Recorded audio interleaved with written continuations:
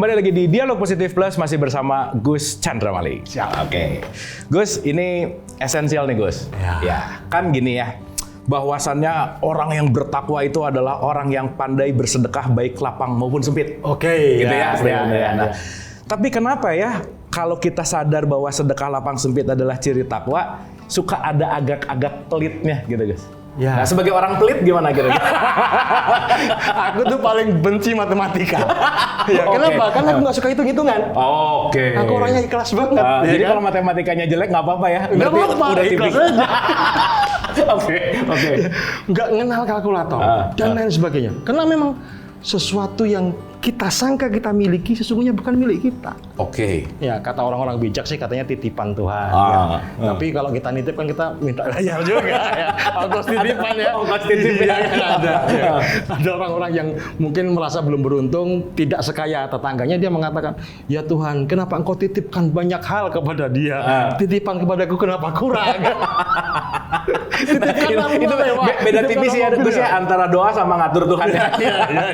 Nah, seringkali orang pelit itu karena merasa memiliki. Oke. Ya. Oke. Hubungannya antara pelit, bakhil itu dengan tamak. Oke. Serakah. Ketika tidak mau berbagi dengan orang lain, semuanya mau dia miliki, maka dia akan maunya memiliki terus, nambah terus. Pada akhirnya akan terjadi apa? Diabetes, kegemukan, kegendutan, obesitas, dan itu nggak sehat. Ya. Maka sampai Rasulullah pun mengatakan jangan cuma kasih aroma masakan yang kamu sedang kelola di dapur, kirimkan 1-2 mangkok kan gitu ya. Kenapa? Karena nggak boleh pelit. Ya, matematika itu penting. Ya, aku tidak suka matematika, tapi aku sangat suka matematika. Oke. Ya. Apa tuh? Segala sesuatu bilangan jika dibagi dengan 0 maka sama dengan tidak terhingga, tidak terbatas. Kalau Abu Marlo berhasil mengenalkan diri, ya, berbagi kepada siapapun, tetap mengenalkan diri, maka sesungguhnya yang kamu peroleh itu sesuatu yang tidak terbatas, tidak terhingga. Ya. Jadi nanti setelah ini honormu buat aku. Itu karya nyata aja ya. Ngomongin nggak pelit tapi nggak ada action. Ceramah doang nggak ada action buat apa? Mulai dari itulah. Oke, tadi menarik banget gitu Gus. Pelit itu merasa memiliki, berarti ada hubungan dengan kemelekatan. Nah, ada statement gini, semakin kita melekat kepada selain Allah, semakin kita akan menjauh juga dari Allah. Itulah kenapa Allah suka sama orang yang bersedekah dan orang yang berbagi. Nah, pertanyaannya adalah gimana tuh Gus untuk melepaskan attachment atau kemelekatan? Kemelekatan, persoalan kemelekatan dengan kemenjauhan itu sebenarnya satu dan lain hal. Ya, kemenjauhan dulu ya. Orang suka mengatakan aku jauh dari Tuhan, dosaku banyak dan lain sebagainya. Terus lu sok dekat sama Tuhan dan lain sebagainya kan. Menjauh dari Tuhan itu sangat susah. Mendekat pada Tuhan sangat mudah. Mengapa sangat mudah? Belum lagi engkau mendekat, Allah sudah lebih dekat daripada urat leher. Terlalu mudah mendekatkan diri pada Allah itu.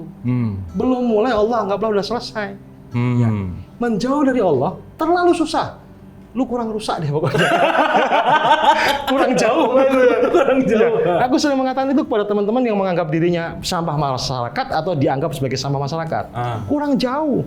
Jangankan Allah, semut bisa menemukan kamu, nyamuk bisa menemukan kamu, malaikat maut bisa menemukan kamu. Kurang jauh, kita akan selalu gagal menjauh dari Allah. Maka jangan segala sesuatu itu dihakimi sebagai jauh dari Allah atau ikhtiar menjauh dari Allah. Jangan, belum tentu. Ya, karena perbuatan salah tidak selalu berujung dosa. Jangan-jangan hanya salah antar kita saja. Ya. Nah, soal kemelekatan tadi. Kemelekatan terhadap sesuatu hal, rasa memiliki. Hanya yang merasa memiliki yang merasa kehilangan. Hanya yang merasa memiliki yang merasa kehilangan. Ya. Kalau kamu tidak punya rasa memiliki, maka kamu tidak akan bertemu dengan rasa kehilangan. Nah, lagi-lagi penting untuk dipahami, manusia itu tidak memiliki Tuhan. Manusia itu dimiliki Tuhan. MDDM-nya jangan keliru. Tuhanlah yang memiliki manusia. Dulu matematik jelek tapi bahasa Indonesia bagus ya Gus? Wais. yang membal mengarang-arang itu loh. Pelajaran mengarang dulu pasti 9 atau 10 ya. Oke, dimiliki ya? Dimiliki. Terus gimana? Kita ini propertinya Tuhan, miliknya Tuhan. Oke. Ya. Maka kalau kita menghias diri, membagus-baguskan diri untuk siapa? Untuk Tuhan, untuk Allah. Ya. Tidak perlu kita tuh merasa memiliki atau lebih dari orang lain dan bahkan ingin memiliki milik orang lain. Jangan. Setiap yang kita miliki disertai apa? Konsekuensi, tanggung jawab. Lu bawa badan sendiri aja udah susah nanti bertanggung jawabannya. Oke. Maka apa yang bisa kamu lepas-lepas sekarang sebelum waktunya pulang menjadi sangat krusial. Supaya nanti ketika waktunya pulang yang kamu bawa benar-benar hanya dirimu dan amal ibadahmu. Oke, mantap. Udah kayak Ustadz ya. Nggak percuma pakai besi. Oke, ini keren Gus. Jadi kalau gitu ada statement gini Gus, bahwa kita ini hidup hanya untuk belajar melepaskan. Oke. Ya. Sementara dalam tanda petik kalau kita bicara ujian lah atau godaan hidup adalah getting atau mendapatkan, mencengkeram, menggenggam, meraih dan seterusnya gitu kira-kira. Pertanyaannya adalah pelit ini dibiasakankah atau nature kita sebagai manusia tuh emang merasa memiliki, gimana Gus? Gini loh, seganteng-gantengnya Abu Marlow, setajir-tajirnya, secerdas-cerdasnya, kalau nggak punya nafas, ya dikafan dia. Oke. Masukin peti, kubur. Barang paling mahal dalam hidup kita itu disebut oksigen, udara. Yang kita ambil, yang kita lepas. Jadi dalam hidup tuh nggak ada pelajaran pelit sebenarnya. Oke. Ambil, lepas. Ini pelajaran paling utama. Terima kasihlah kamu. Terima kasih. Oke. Ya, terima kasih. Jangan, kalau kamu udara, oksigen mau kamu miliki, kamu pelit pada orang lain. Oh, asam lambung kena tuh. Kembung gitu kan dia. Masuk terus gak ada yang dikeluarin. Jadi justru kita bisa hidup karena ada yang melepaskan ya? Ada yang melepaskan. Oke. Maka jangan pernah berperilaku pelit, berperilaku menguasai sesuatu hal. Lepaskan. Kita disebut saudara karena kita seudara. Nafasku menyatu loh. Maka aku tidak akan pernah tega kepadamu. Udara yang ku ambil, ku lepaskan, kamu hirup, ambil, lepaskan. Kita saling berbagi di situ. Nah, maka aku tidak akan pernah tega, tidak pernah akan menguasai segala sesuatu yang sebenarnya adalah hak kamu. Nah, agama mengajarkan berbagai turunan dari pemberian-pemberian itu. Zakat, infak, sedekah, ya, wakaf, hadiah, hibah, dan seterusnya. Itu untuk apa? Untuk berlatih. Sebagian dari rezekimu nafkahkanlah. Itu latihan sebenarnya. Cuman seringkali orang-orang yang pintar matematika tapi kurang belajar matematika meletakkan itu sebagai pengeluaran. 100% keluar 2,5%. Atau jangan terlalu banyak memberilah, kita perlu begini begitu, pengeluaran. Bukan, itu pemasukan. Semakin banyak engkau memberi kepada orang lain, investasi akhiratmu lebih gede, itu pemasukan. Dalam wujud yang tidak bisa kamu nominalkan, itu value. Ya, maka rajin-rajinlah bersedekah. Sudah tahu nomor rekening saya kan? Rajin-rajinlah. Itu keren sih Gus. Jadi kadang-kadang hukum dunia sama hukum akhirat itu paradoks terbalik gitu ya. Iya. Kita melihat di dunia bahwa orang yang segala punya kaya.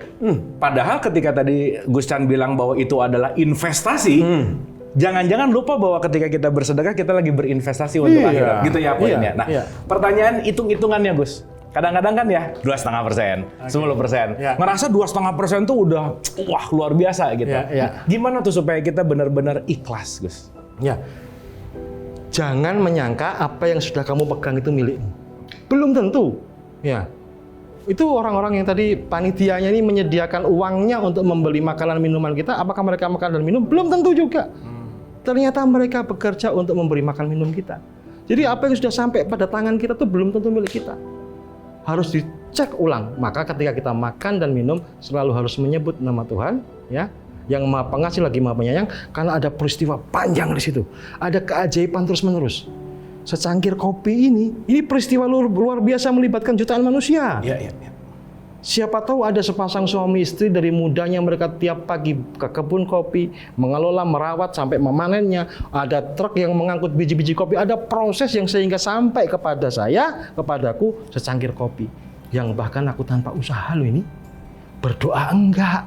Berusaha enggak? Kok Allah kirimkan secangkir kopi, ini ceritanya bagaimana? Banyak peristiwa tidak logis dalam kehidupan. Ya. Keren-kerennya kamu pakai logika, hasilnya tetap rasa. Logikanya nih, kita harus pakai skrip, pakai begini, pakai begini, pakai begini. Hasilnya apa? Wih, keren nih, puas gua. Rasa. Ya, arsitek bikin gambar, bangunan segede itu melibatkan ribuan manusia. Wah, kok jadinya gini ya? Kecewa gua. Maka kehidupan sesungguhnya peristiwa rasa. Dan oleh karena itu kita harus mengolah rasa. Wah, tetap. Anyway, ngomongin rasa, kita akan kembali dengan pembicaraan yang lebih seru tetap di Dialog Positif Plus.